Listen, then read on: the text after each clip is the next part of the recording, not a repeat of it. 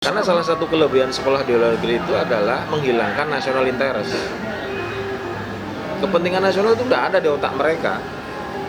Kan tukang ojek itu jadi menteri pendidikan, dia produk sekolah Amerika, dia nggak ngerti national interest, dia nggak ngerti kedaulatan nasional.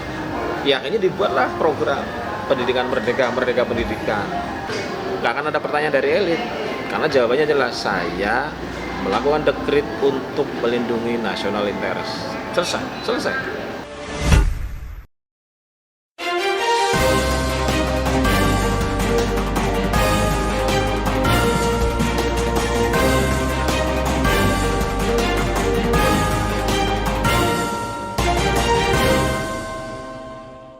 One Kawan TV One.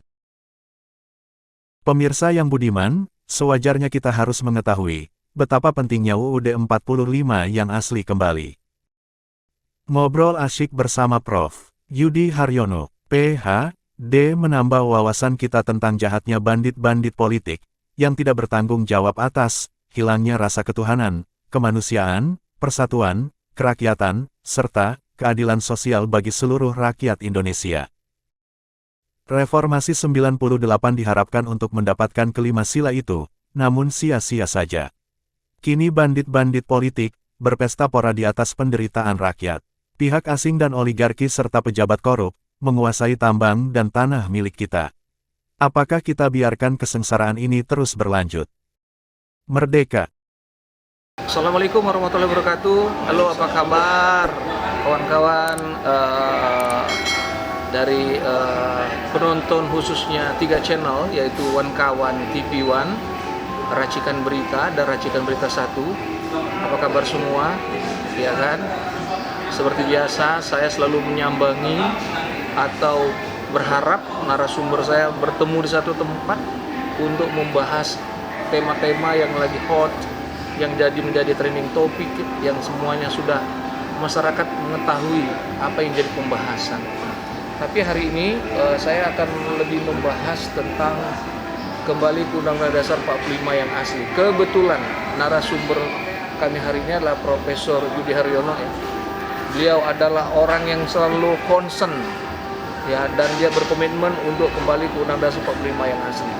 Dalam beberapa hari ini ada suatu terjadi fenomena yang sangat menarik, yaitu banyaknya pakar-pakar hukum, pengamat-pengamat politik, tokoh nasional, pengamat intelijen itu berbicara hampir sama, yaitu memang perlunya kita kembali ke Undang-Undang Dasar 45 yang asli. Nah, ini jadi menarik adalah ini ada apa sih? Seperti kayak ada halilintar aja nih, Prof. Ya kan, ada halilintar yang menyebabkan orang mulai sadar, oh ya, kita kembali ke Undang-Undang Dasar 45 yang asli. Padahal masyarakat yang masyarakat yang mungkin pendidikannya rendah itu dia tidak mengerti, yang penting mereka makan aja tuh. Ya. Nah, ini ada fenomena apa itu, Prof, yang Prof ikuti? Secara sederhana itu fenomena elit, sebab konstitusi itu selalu produk elit politik. Jadi elit politik kita, kalau hari ini kita candra secara mendalam, sebenarnya terbagi menjadi 2. Mereka yang menikmati konstitusi baru sehingga menjadi elit, baik di legislatif, eksekutif maupun yudikatif, dan mereka yang merasa bahwa konstitusi baru itu menjauhi nilai-nilai dan jati diri Pancasila yang menjadi dasar negara. Nah, Pak Jokowi ketika memutuskan mendukung anaknya menjadi Wapres itu menjadi stimulan besar bagi kelompok yang ingin kembali ke konstitusi yang asli, karena proses penunjukan Wapres dari anaknya presiden itu dianggap sebagai kulminasi dari betapa bobroknya rekrutmen elit politik kita. Kenapa bobrok? Karena tidak didasarkan pada logika moral dan etik. Secara moral kita melakukan reformasi untuk menghabisi KKN, sementara menunjuk anaknya sebagai cawapres itu adalah inti dari KKN. Secara etis, orang yang sudah habis masa jabatannya itu tidak boleh menggunakan kekuasaannya menggerakkan lembaga-lembaga negara, dalam hal ini TNI Polri, terlibat dalam politik praktis. Tapi Pak Jokowi menggunakan itu sehingga dia dianggap amoral dan dia dianggap tidak punya etis, tidak punya etika. Maka orang yang merasa bahwa perbuatan Pak Jokowi itu sah secara legal karena berbasis pada undang-undang hasil amandemen. Maka satu-satunya cara agar kelakuan amoral dan anti etis itu tidak berlanjut harus kembali ke konstitusi yang asli atau yang lama. Jadi sebenarnya ini hanya turunan dari sikap seseorang yang merasa dilindungi oleh konstitusi yang baru. Reformasi 98 itu kan salah satu adalah membersihkan dari unsur KKN. Ya.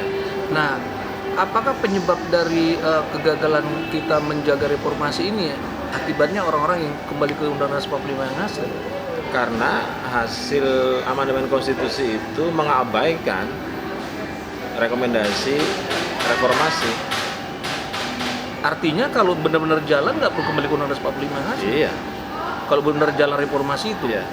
Jadi hasil amandemen itu mengingkari dua hal, mengingkari nilai-nilai dasar dari konstitusi yang lama dan mengingkari tujuan mulia reformasi.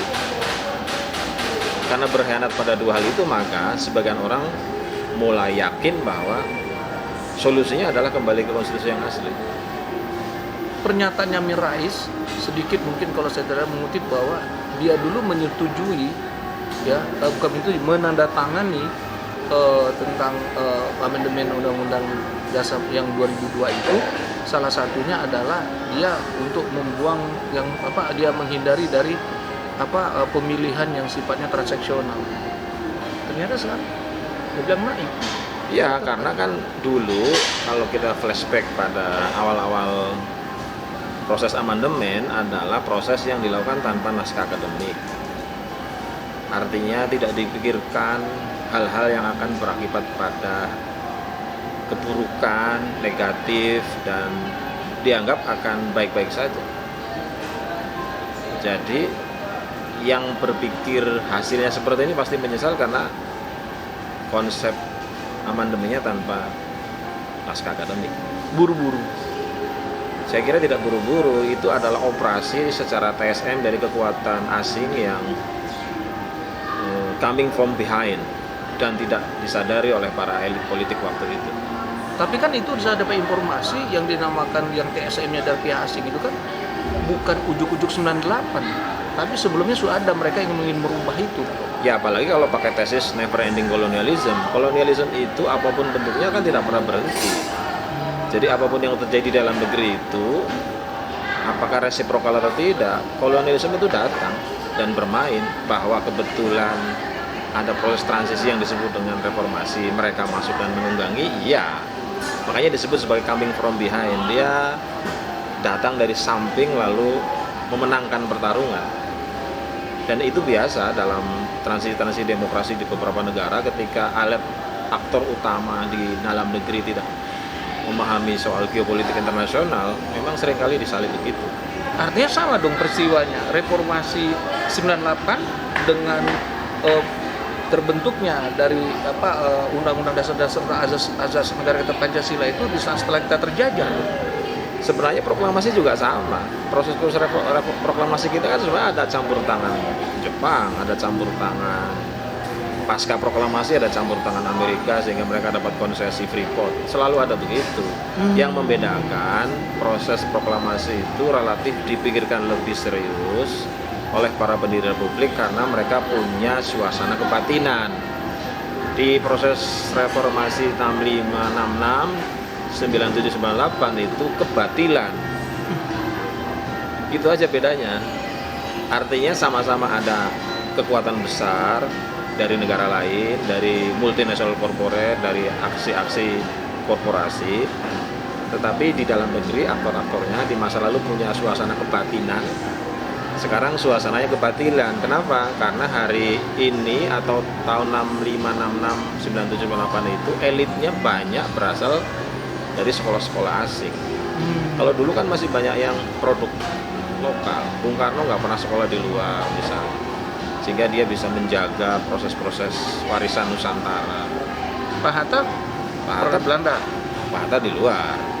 Tapi artinya ada tokoh besar yang tidak terlalu dicuci cara berpikir ala barat. Oh, ngerti.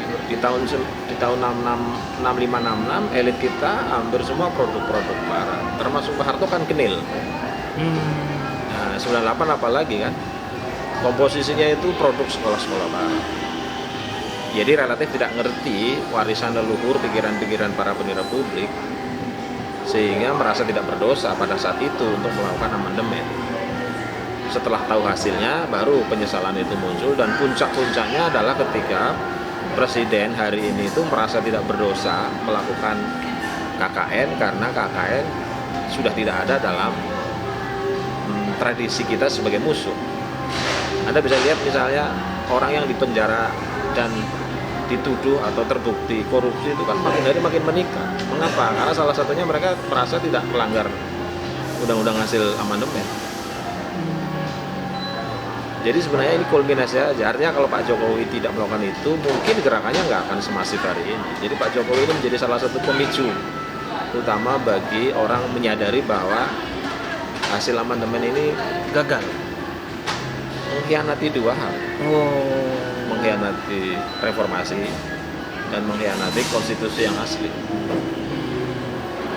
Kalau menyimak Prof tadi bicara bahwa perubahan undang-undang dasar kita ini mulai dari zaman penjajahan, artinya lahir dari Asas Pancasila, lahirnya undang-undang 45 asli ini dikerahkan ada sebuah historikal yang terbentuk.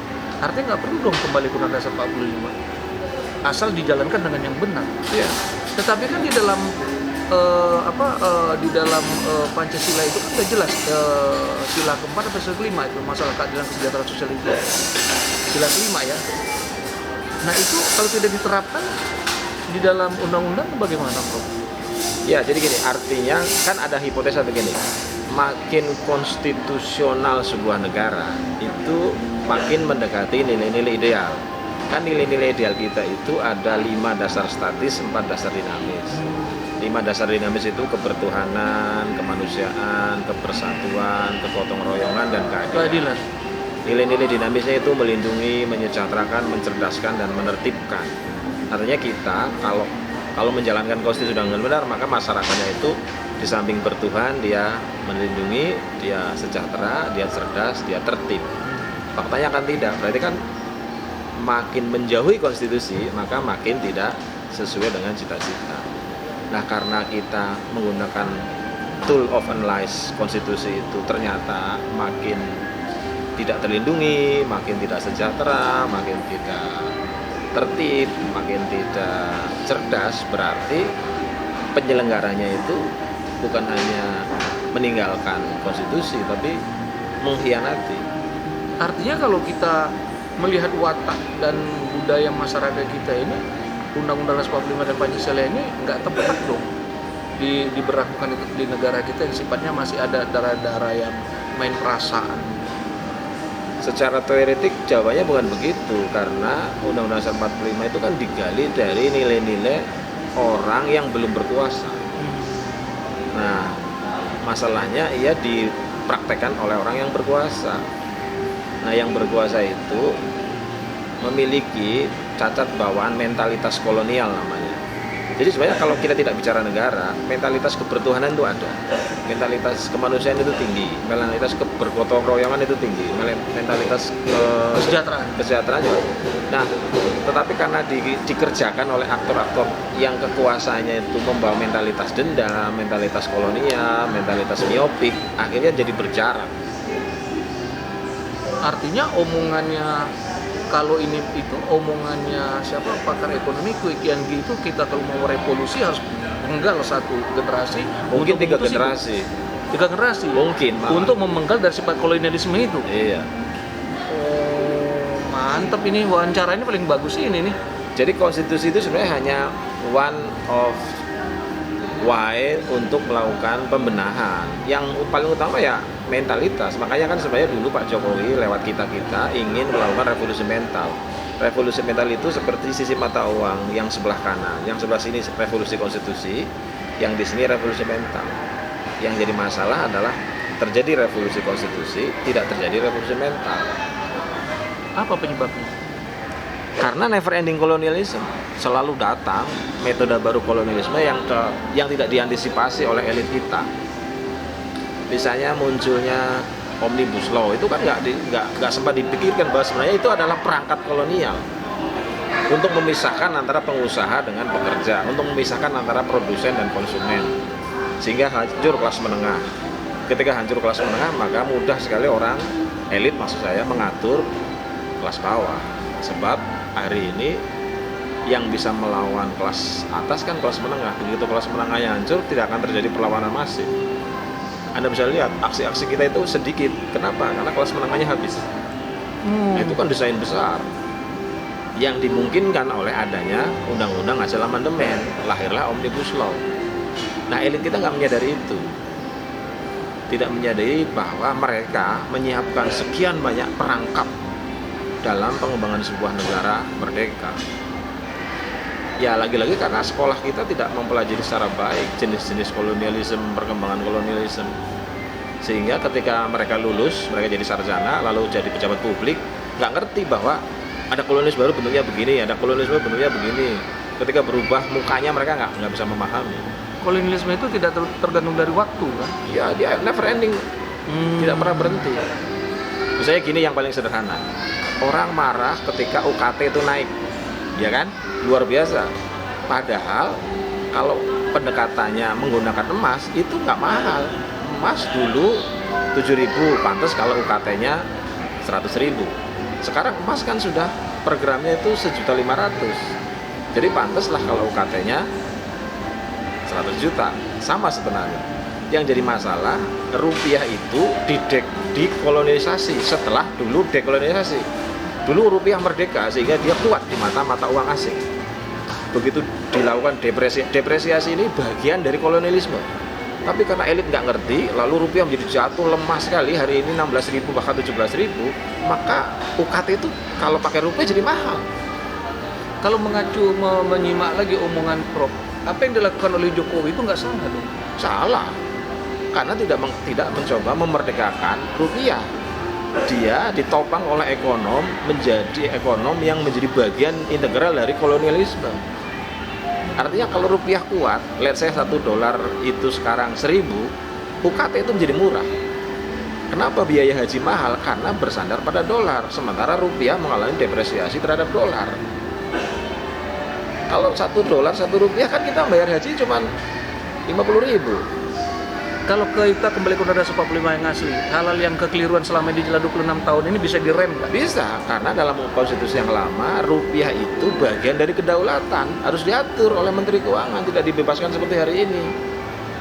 Sekarang enggak. Sekarang rupiah itu diatur oleh pasar, mekanisme pasar. Anda tidak punya hak dalam konstitusi yang baru mengatur agar $1 Rp1, atau yang disebut dengan teori ekonominya fixed rate. Itu dipotong oleh para ekonom, dimasukkan ke dalam konstitusi yang baru supaya negara tidak punya kuasa terhadap uangnya. Lalu muncullah undang-undang kemerdekaan BI dari pemerintah. Dan itu termasuk penjajahan nggak? Iya dong, itu hilir dari penjajahan situ. Ujungnya nanti namanya depresiasi rupiah, menurunnya nilai mata uang rupiah dari mata uang asing, sehingga orang tidak punya daya beli dan kehilangan daya bayar. Begitu saya bilang minuman ini 25.000, Anda pengen beli, ada daya beli, tapi begitu mau bayar nggak bisa. Kenapa? Karena 25.000. Kenapa 25.000? Karena kursnya dolar. Kenapa kursnya dolar? Karena pemiliknya adalah perusahaan asing. Gitu loh. Itu adalah akibat dari ketidakmampuan kita mencandra kolonialisme baru.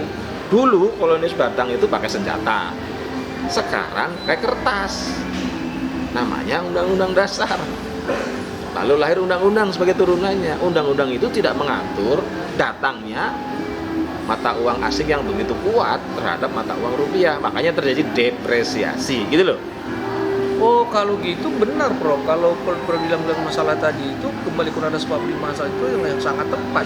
Artinya merubah semua hal itu. Ya, karena dulu undang-undang yang asli lahir sebagai antitesa dari kolonial. Undang-undang dasar hasil amandemen itu sebagai kepanjangan tangan kolonial gitu loh Pak, cara membacanya. Oh, cara bagus. Jadi kalau Anda kembali berarti Anda akan melawan dan menikmati kolonialisme lama maupun baru.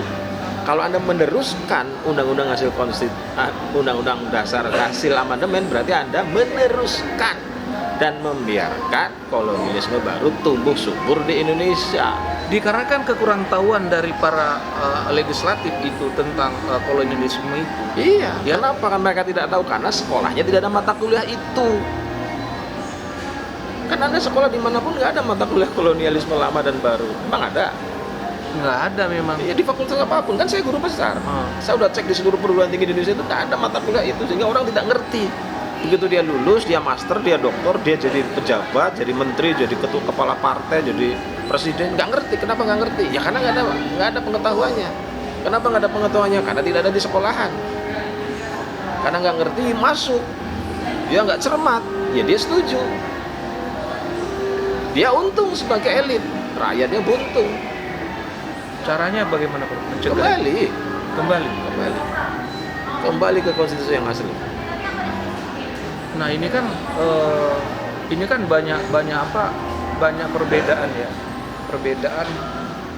Kalau menurut saya sih ini sebenarnya hanya teknis saja.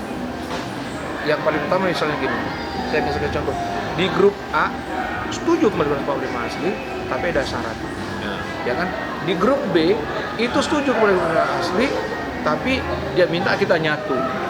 Nah ini belum ada tuh. Yang A dengan B ini susah tuh nyatu. Ya karena kolonialisme itu nyusup di mana-mana sehingga orang lebih suka berbeda. Jadi divide et impera, divide et impera itu adalah ujung dari cara negara lain, bangsa lain, korporasi lain menjajah Indonesia. Sehingga yang sebenarnya kita sama tujuannya menjadi berbeda. Jadi kalau mau mempermudah perbedaan itu, presiden mengambil the grid, selesai. Pengaruh dari kawan-kawan kita yang selama ini berpendidikan di luar negeri, ya kan, akibatnya mereka datang itu terkesan bahwa sifat nasionalisme mereka itu agak berkurang. Bukan berkurang, memang hilang. Oh bukan berkurang, hilang. Wih, Karena salah satu kelebihan sekolah di luar negeri itu adalah menghilangkan national interest. Kepentingan nasional itu tidak ada di otak mereka. Lalu mereka pelajarin apa? Kepentingan bangsa Amerika ketika dia sekolah di Amerika. Ketika dia sekolah di Eropa, kepentingan bangsa Eropa. Ketika dia sekolah di Australia, Aussie, kepentingan bangsa Australia. Betapa buruknya ya. Lalu bagaimana kita sendiri sebagai bangsa yang memiliki kedaulatan pendidikan? Ya karena pendidikan kita itu dikelola oleh mereka yang percaya kepada kedaulatan Amerika, sehingga kedaulatan nasional tidak ada mata kuliahnya Pak. Oh Allah. Kan tukang ojek itu jadi menteri pendidikan, dia produk sekolah Amerika, dia nggak ngerti national interest, dia nggak ngerti kedaulatan nasional. Ya akhirnya dibuatlah program pendidikan merdeka pendidikan. Jadi pemirsa, kawan-kawan penonton kawan TV dan racikan berita maupun racikan berita 1, saya jujur aja saya agak kurang ilmunya selama ini tentang betapa pentingnya harus kembali ke Undang-Undang Dasar 45 yang asli. Namun hari ini sekarang saya nyatakan bahwa saya harus tetap menggaungkan kembali ke Undang-Undang Dasar setelah Prof Yudi menjelaskan, memaparkan tentang bagaimana proses TSM ini yang dari asing ini mempengaruhi kita untuk kita jadi orang yang bodoh di negara sendiri, miskin di negara sendiri, berperang di negara sendiri, ribut di negara sendiri, dan kita penting kembali ke Undang-Undang asli. Nah, Prof, bagaimana mensosialisasikan ini? Sebenarnya ada salah satu contoh gini, Prof. Ini maaf. Saya pernah nemenin waktu itu kita melakukan sosialisasi tentang kembali ke Undang-Undang 45 yang asli di salah satu perguruan tinggi di universitas swasta. Mungkin Prof tahu lah cerita. Setelah saya ngelihat mahasiswa tuh nggak ngeh dan kurang asik. Saya sempat mikir yang salahnya di mana ini? Sebenarnya kan tadi aku bilang konstitusi itu adalah pergulatan elit. Rakyat nggak dukung nggak apa-apa. Yang penting elit itu mengerti apa yang disebut dengan national interest, kepentingan nasional. Jadi senyap juga nggak apa-apa. Makanya tadi aku bilang yang paling efektif itu dekret presiden, tanpa perlu persetujuan DPR, tanpa perlu persetujuan MPR, tanpa perlu persetujuan rakyat. Presiden punya hak untuk melakukan dekret, dan dekret itu bisa kembali ke konstitusi yang asli. Nanti kalau dia ditanya sama elit, karena saya menjunjung tinggi national interest, selesai itu, nggak akan ada yang berani bertanya lagi. saya melihat terjadi kemiskinan yang luar biasa dan itu akibat dari konstitusi yang setuju dengan kolonialisme. Saya mau pakai konstitusi yang melawan kolonialisme dan itu dekret selesai. Tapi kalau yang ngeluarin dekretnya Jokowi gimana orang nggak percaya? Ya kalau Jokowi nggak mungkin, dia udah menolak. Saya kira Prabowo akan melakukan itu sepanjang elitnya mendukung. Kalau pakai MPR lama Pak, pakai DPR lama, pakai pertanyaan ke rakyat lebih pasti kalah. Rakyat pasti akan memilih undang-undang yang sekarang. Jadi cukup silent operation dikerjakan oleh satu dua orang yang menuju pada presiden dekret selesai. Nggak akan ada pertanyaan dari elit, karena jawabannya jelas, saya melakukan dekret untuk melindungi national interest. Selesai. Yang melawan tuduh sebagai penjahat negara. Orang yang melawan Itu bukan preman, bukan, itu presiden yang benar. Hari ini tidak melanggar HAM. tidak melanggar HAM. Kan enemy of the state itu biasa. Nggak melanggar. Pertama ada jurisprudensinya, dulu kita pernah jauh meninggalkan lalu balik, yang disebut dengan dekret presiden itu dulu. Yang kedua, ada diskursus nasional interest yang dibutuhkan secara sosiologis hari ini di elit. Yang ketiga, menjawab pembelahan masyarakat yang mulai najam hari-hari ini dan menjawab betapa KKN sudah sangat marah. Jadi seluruh alasan konstitusionalnya ada, sejarahnya ada, sosiologisnya ada, sudah selesai. Tidak ada satupun yang bisa menghambat itu. Kecuali lagi-lagi kita mengatakan selamat datang penjajahan, sehingga kita bolehlah berdebat sampai kiamat, berbeda pendapat apa gitu. Tapi ujungnya tetap miskin, ujungnya tetap tidak berwibawa. Contohnya begini ya, begitu Prabowo terpilih walaupun belum dilantik, dia mengambil pola kepemimpinan internasional. Banyak ilmuwan di luar menelpon saya, kenapa nggak dari dulu presiden Anda seperti itu sehingga nilai Indonesia itu menjadi berwibawa kembali. Artinya belum dilantik pun wibawa Indonesia sebagai negara naik karena posisi dia jelas, tidak mendukung Amerika, tidak mendukung Cina, tapi mendukung perdamaian. Dan mendukung perdamaian itu binding dengan konstitusi yang asli. Jadi kalau dia tegakkan konstitusi yang asli, dia naik posisinya setara dengan Putin, setara dengan Presiden Amerika, dia menjadi pemain besar, maka tidak akan ada lagi kritis terhadap dia ketika mengambil posisi deputi presiden kembali ke konstitusi yang asli. Tapi kalau dia seperti bencong, banci itu, ya tidak, iya memang posisi politik kita di dunia internasional menurun. Ya, pintar boleh tapi penakut nggak boleh. Iya. Ini ada kan, pintar tapi penakut, nggak tegas, nggak tahu tuh siapa tuh orangnya. Jadi sekali lagi Prof, yang menarik, nah saya cerita Pak Prabowo, yang menarik adalah dari saya baca, kalau nggak salah ADART-nya atau apa gitu, bahwa ADART-nya Gerindra ADART Partai Gerindra ya. kembali ke 145 yang asli. Ya. Bener nggak itu? Ya. Bener ya.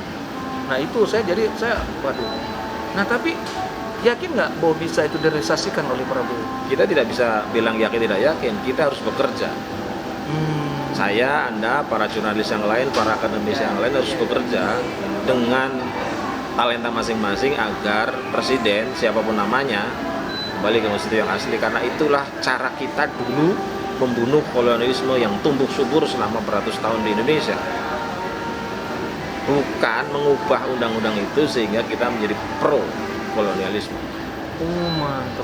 Cukuplah 20 tahun undang-undang ini beredar di Indonesia di antara kita sehingga kolonialisme hadir kembali, dan sudah saatnya ditikam mati dengan cara kembali ke konstitusi yang asli. Karena konstitusi asli yang menyebabkan kita merdeka. Karena konstitusi yang palsulah itu kolonialisme hidup kembali. Itu aja. Dan tidak ada sejarahnya kolonialisme itu memberi keadilan, kesejahteraan, kesentosaan, kebertuhanan, kepersatuan. Kolonialisme pasti bergerak di baliknya, keterpecahan, ketidakadilan, kesakitan, anti kemanusiaan, dan seterusnya. Harus tepuk tangan, malu saya. Nambah ilmu. Nyesel juga saya berapa hari ngilang. Saya yang hilang karena liputannya kemana-mana, Bro. Oke, nggak apa-apa. Janji minggu lalu, ada lagi. Ini kayak tadi ada lagi. Pemirsa, penonton Wan Kawan TV dan Racikan Berita Umur 1, saya berharap apabila nanti ditayang, tolong ini menjadi salah satu bentuk seperti kayak kortesinya untuk sayanya gitu, bahwa ada suatu saat kalau kita butuh tonton lagi Prof Yudi di tayangan saya, bahwa apa yang dinamakan salah satu ya apa produk dari asing ini, mengapa betul-betul dia ingin merusak negara kita, tadi sudah ada loh bahasa itu ya Prof ya. Oke. Ya kalau ini ditambah lagi elit kita sendiri nggak jelas, ya kan, mereka tidak memahami arti dari kolonialisme itu, tiap hari berubah dan datang terus untuk merusak kita dengan berbagai cara apa. Betul. Dengan miliaran cara.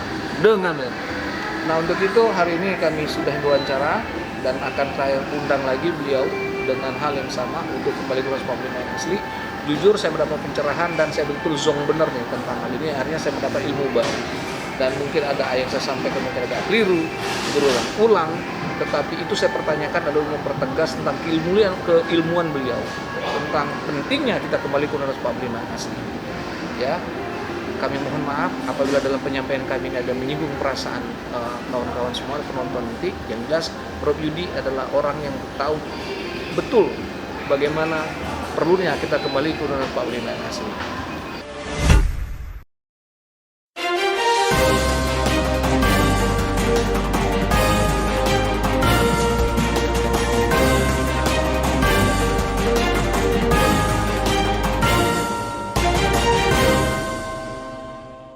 One Kawan TV 1.